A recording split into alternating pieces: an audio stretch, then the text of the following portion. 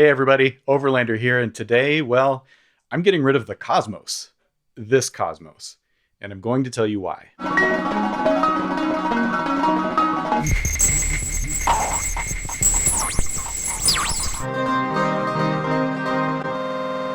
Before we talk about the Soma Cosmos, I should tell you that I'm the type of person that's frequently stuck with analysis paralysis. And how that applies when I'm buying gear is I tend to over-research, I overanalyze, I do a deep dive into every small detail before I commit and make a purchase. And let's face it, when you combine the price increases that happened because of the supply chain issues during the pandemic, and now inflation on top of that, gear is becoming less and less affordable. So I like to live by the phrase, buy once, cry once. You could frame it as thoughtful purchasing, but that would probably be generous. However, it does make me less prone to gas, because by the time a synth is in my shopping cart, I'm fairly confident that it's going to work in my studio and with my workflow, and I've even read the manual cover to cover at least once. Nerd! At the time of filming this video, the Cosmos has been around for about 3 years already, so this was not an impulse purchase. And I love Soma synths. Vlad Kramer is one of the few minds in this industry that I think is being truly innovative, not just in ways of making sound and sound generation, but including how you interact with your instrument as a musician. And that's pretty cool. I love my Lyra 8. Lyra 8? Lyra? I love my Lyra 8. I could say the same for the Pulsar 23, which I've used in nearly every live performance since 2021. And then there's the Enner, which even after overanalyzing was what I would consider a risky purchase for me because it's played in such a different way from everything else in my studio. But it turned out to be the instrument that really gave me some breakthroughs in adding improvisation to my work and not having to be in such total control of every single note all the time. So why did I end up buying it? I'm pretty picky with my effects pedals and I expect a lot out of them because there's just so much you can do inside a DAW in terms of processing audio. I've used guitar pedals effectively for delay, reverb, funky effects. I had the Zoya Eurobureau, and these days I only have one hardware outboard effects processor, the hologram Microcosm. It makes everything beautiful. But even with the Microcosm, I record the dry signal to its own track in Ableton, along with the process sound in another track, just so I have that maximum flexibility after recording. Anyway, I'm finishing up an album, and in one track in particular that I had in mind, I wanted this kind of spacey, glitchy, drifty, ambient, organic, wibbly-wobbly, timey-wimey sound, that kind of vibe. And I tried getting where I wanted with the Microcosm, but I just couldn't get it to sound right.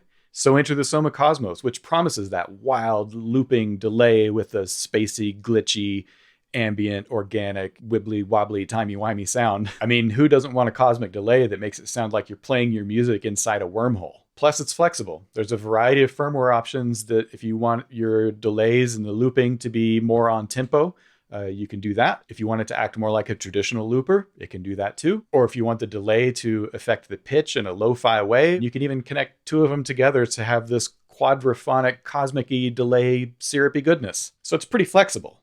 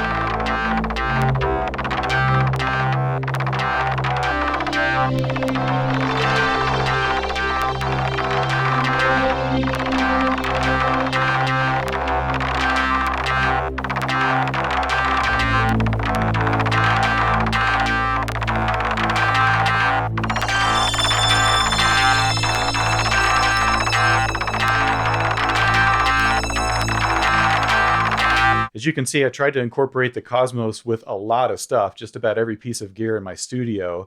And it's a very well-designed instrument, both from an engineering standpoint as well as sound quality. And I'm sure that many people will get endless amounts of joy from using it, but it's just not for me. My instruments and how I typically use them are already sonically dense and focus on esoteric, polyrhythmic, evolving compositions. So for the way I use my synths, they ultimately just end up competing with the Cosmos. I had hoped that I'd have a similar experience that I had with the Soma Enner, that the instrument itself was just so unique that it would change and break some of my habits, even changing some of the types of music that I make. And the Cosmos can and does that for a lot of people, but whereas the Enner, when I'm playing it, it feels like I'm collaborating with the instrument, the Cosmos felt more like it was taking the creative control away from me.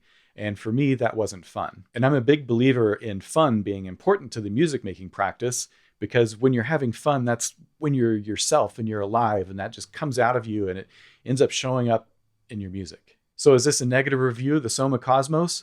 Absolutely not. I mean, you can hear it. It sounds great. It's built great.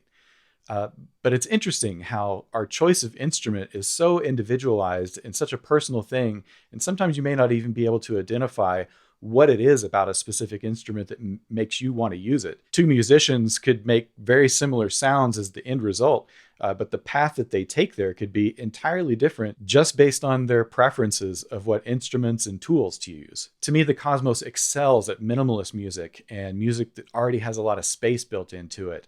And especially using source sounds and instruments that have really fast attack times and short delay times, so that the Cosmos can just latch onto it and produce its magic. Some of the most interesting sounds to me in my exploration came from the Kalimba and my voice, both of which I almost never use in my music. And I feel like this would apply to guitar and piano as well, adding this immense amount of volume, space, not loudness, to create these lush, wonderful, beautiful environments just from a very simple and skillful instrument playing. I should be clear, this in no way has me shy on Soma synths.